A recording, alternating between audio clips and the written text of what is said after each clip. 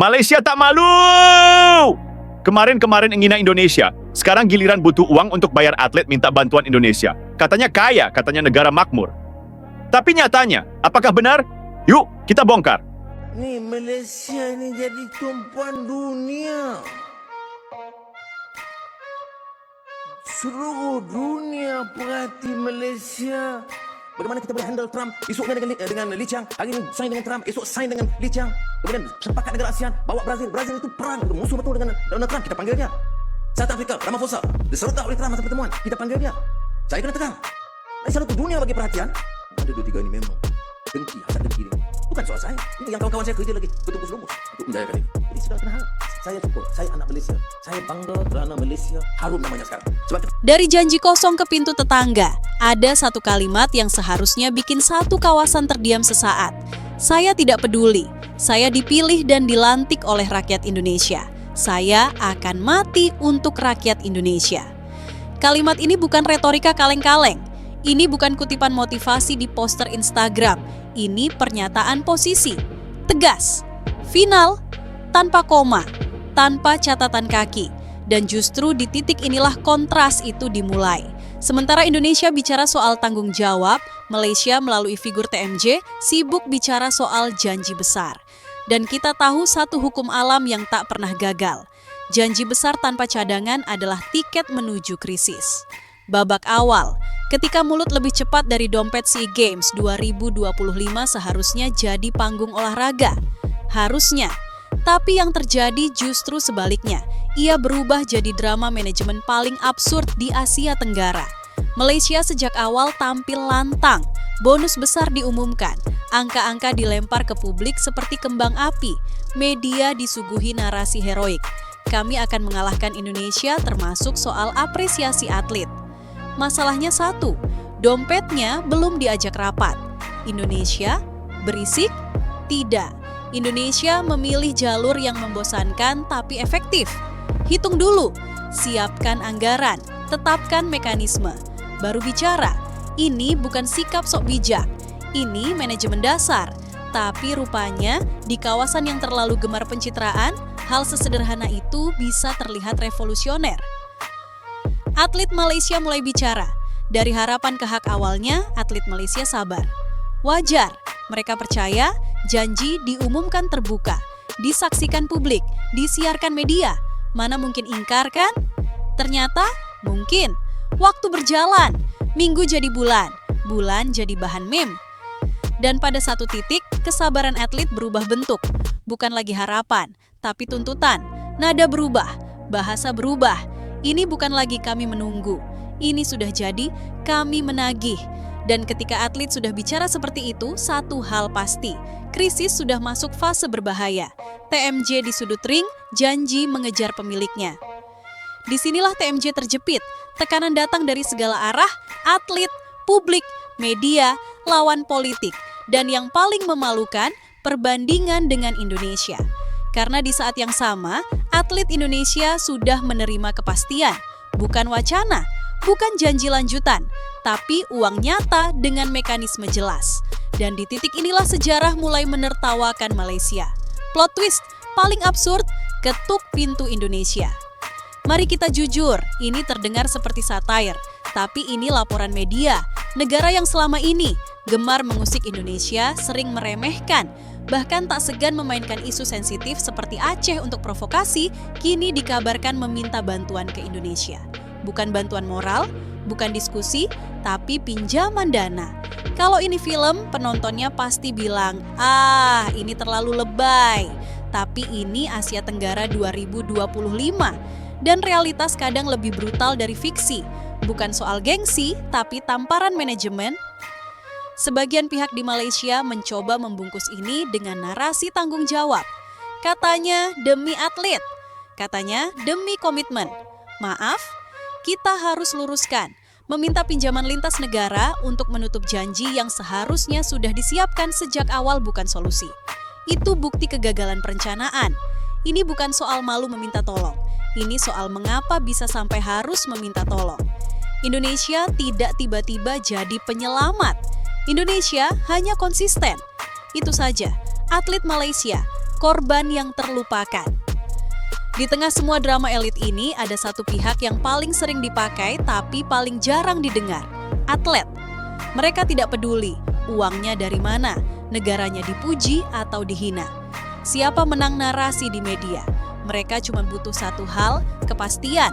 Dan disinilah tragedinya. Atlet Malaysia melihat dengan mata kepala sendiri bagaimana atlet Indonesia diperlakukan, dijamin, diamankan, dilindungi negara. Sementara mereka menunggu lagi dan lagi. Opsi terakhir, jual aset. Ketika rumor pinjaman belum jelas, muncul kabar lain yang lebih pahit. TMJ disebut siap melepas aset pribadi. Ini bukan gosip murahan, ini sinyal darurat. Kalau sampai benar terjadi, maka ini bukan lagi soal olahraga. Ini simbol runtuhnya manajemen janji. Dari podium kehormatan ke meja notaris. Dan sejarah akan mencatatnya dengan dingin. Dari bonus kebanggaan menjadi aset yang dijual. Indonesia tidak perlu teriak yang menarik. Indonesia tidak sibuk klarifikasi. Tidak pamer. Tidak memprovokasi balik. Karena Indonesia tahu satu hal. Realitas sudah cukup membungkam. Tidak perlu meme. Tidak perlu sindiran resmi. Fakta sudah berbicara. Ketika satu negara sibuk mencari dana, negara lain sudah menuntaskan kewajibannya. Rivalitas yang berubah arah dulu, narasinya jelas. Malaysia ingin mengejar, bahkan menggurui Indonesia. Hari ini, arah panahnya berbalik. Yang dulu mengejek, kini mengetuk pintu. Yang dulu diremehkan, kini jadi sandaran. Ini bukan kemenangan Indonesia, ini kekalahan manajemen Malaysia. Pelajaran yang terlalu mahal SEA Games 2025 akan dikenang bukan karena skor, tapi karena satu pelajaran telanjang. Jangan umumkan janji jika belum siap. Jangan jadikan atlet alat pencitraan. Jangan kira publik lupa, Indonesia unggul bukan karena lebih kaya, tapi karena lebih rapi. Malaysia tersandung bukan karena miskin, tapi karena terlalu cepat bicara. Di titik ini semua retorika runtuh, yang tersisa hanya kenyataan. Indonesia berdiri dengan kepastian. Malaysia tersandung oleh ucapannya sendiri. Dan sejarah seperti biasa tidak peduli siapa yang paling lantang. Ia hanya mencatat siapa yang menepati janji. Ada satu kebohongan yang paling sering dipakai oleh kekuasaan yang goyah, moralitas palsu, nada seolah bijak. Kalimatnya terdengar bertanggung jawab, tapi di balik itu isinya kosong. Malaysia hari ini berada tepat di titik itu. Di depan publik narasinya rapi. Kami sedang mencari solusi terbaik demi atlet. Di belakang layar yang terjadi adalah kepanikan, tambal sulam, opsi darurat, jalan pintas. Dan disinilah letak masalah besarnya. Negara tidak boleh mengelola atlet dengan logika darurat. Atlet bukan proyek dadakan. Mereka hasil proses panjang, bertahun-tahun latihan, cedera, pengorbanan keluarga, masa muda yang dikorbankan. Tapi yang mereka terima justru sistem yang baru, sadar tanggung jawab setelah disorot media. Indonesia membaca ini sejak lama. Karena itu Indonesia tidak main api dengan janji. Indonesia tidak sempurna, tapi belajar jangan salah paham. Indonesia bukan malaikat. Kita pernah salah, kita pernah berantakan. Kita pernah memperlakukan atlet setengah hati, tapi bedanya satu, Indonesia belajar.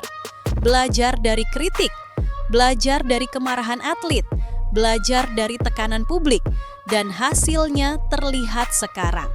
Sistem bonus tidak lagi dilempar ke udara lalu dikejar-kejar.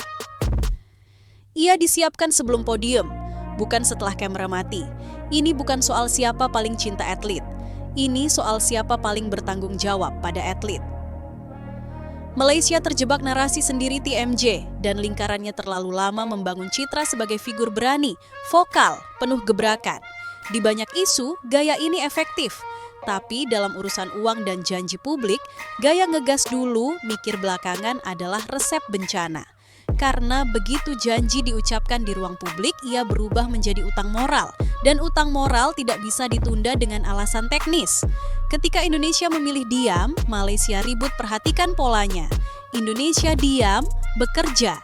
Malaysia ribut, berjanji. Indonesia umumkan, sudah siap. Malaysia umumkan, baru mencari.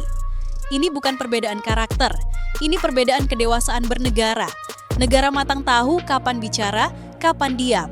Negara belum matang bicara untuk menutupi ketidaksiapan. Isu Aceh, provokasi lama yang kini memantul. Yang membuat ironi ini semakin pahit adalah rekam jejak Malaysia, terutama figur-figur vokalnya, yang kerap memainkan isu sensitif Indonesia, termasuk Aceh, demi provokasi politik dan emosi publik. Dulu seolah Indonesia mudah diganggu. Sekarang, gangguan itu memantul balik. Karena ketika krisis datang, justru Indonesia yang dicari. Ini bukan karma mistis, ini logika geopolitik sederhana. Negara yang stabil akan selalu jadi rujukan. Negara yang ribut akan selalu mencari sandaran. Media regional mulai membaca arah angin media Asia Tenggara bukan bodoh. Mereka mencium bau kegagalan dari jauh. Narasinya mulai berubah, judul-judulnya mulai tajam. Perbandingan dengan Indonesia makin sering. Dan yang paling menyakitkan bagi Malaysia, Indonesia tidak melakukan apa-apa untuk memancing ini. Media melakukannya sendiri, karena kontrasnya terlalu jelas untuk diabaikan. Atlet Indonesia tidak pamer, tapi aman atlet Indonesia hari ini tidak sibuk bicara bonus. Kenapa? Karena sudah beres. Mereka bisa fokus ke latihan berikutnya, fokus ke target berikutnya, fokus ke karier. Sementara atlet Malaysia masih terjebak di fase bertanya, kapan?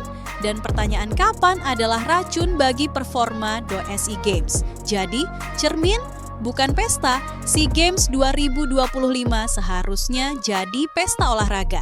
Tapi ia berubah jadi cermin retak yang memperlihatkan wajah asli manajemen. Satu negara, tenang, siap, konsisten. Negara lain, panik, reaktif, terjebak janji. Dan publik regional melihat semuanya tanpa filter. Indonesia tidak perlu menggurui. Yang menarik, Indonesia tidak pernah berdiri lalu berkata, kami lebih baik.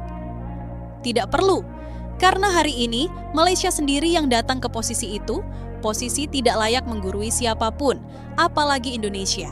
Bukan karena Indonesia ingin unggul secara moral, tapi karena fakta menempatkan Indonesia di sana. Humor pahit di media sosial warganet tertawa, tapi itu tawa pahit. Meme bertebaran, sindiran berseliweran. Tapi di balik humor ada pesan keras. Atlet jangan dijadikan alat pencitraan. Dan warganet Asia Tenggara punya ingatan panjang. Janji adalah kontrak tak tertulis. Ada satu momen dalam setiap krisis kepemimpinan ketika topeng akhirnya jatuh. Bukan karena dijatuhkan lawan, tapi karena beban janji terlalu berat untuk terus dipanggul. TMJ hari ini berada tepat di momen itu. Figur yang selama ini dikenal keras, vokal, penuh percaya diri, bahkan sering terdengar menggurui, tiba-tiba dipaksa masuk ke posisi paling tidak nyaman bagi seorang simbol kekuasaan. Posisi meminta. Dan ini penting, meminta itu bukan masalah. Masalahnya adalah meminta setelah terlalu sering meremehkan. Nasionalisme performatif, berisik di kamera, rapuh di sistem Malaysia. Dalam konteks ini lewat TMJ, terjebak dalam nasionalisme performatif. Nasionalisme yang hidup di mikrofon, bukan di anggaran.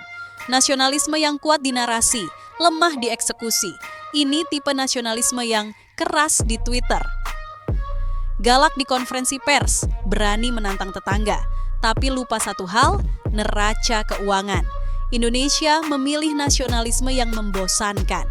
Rapat, anggaran, mekanisme, regulasi, tidak seksi, tidak viral, tapi berfungsi. Psikologi kekuasaan, ketika ego bertemu realitas kekuasaan seringkali membius, terutama ketika lama tidak ditantang, terutama ketika publik lebih sering bertepuk tangan daripada bertanya. TMJ terbiasa bicara dari posisi dominan, terbiasa memimpin wacana, terbiasa mengatur tempo. Masalahnya, krisis tidak peduli reputasi. Ketika atlet mulai bicara, ketika media mulai menghitung angka, ketika publik mulai bertanya, mana? Ego tidak lagi relevan. Dan disitulah kekuasaan diuji. Apakah ia berani bertanggung jawab atau hanya pandai berbicara? Indonesia tidak menyerang, tapi menang. Yang membuat situasi ini makin menyakitkan bagi Malaysia adalah satu fakta pahit. Indonesia tidak melakukan apa-apa untuk menjatuhkan mereka. Tidak ada serangan diplomatik, tidak ada ejekan resmi, tidak ada provokasi balik.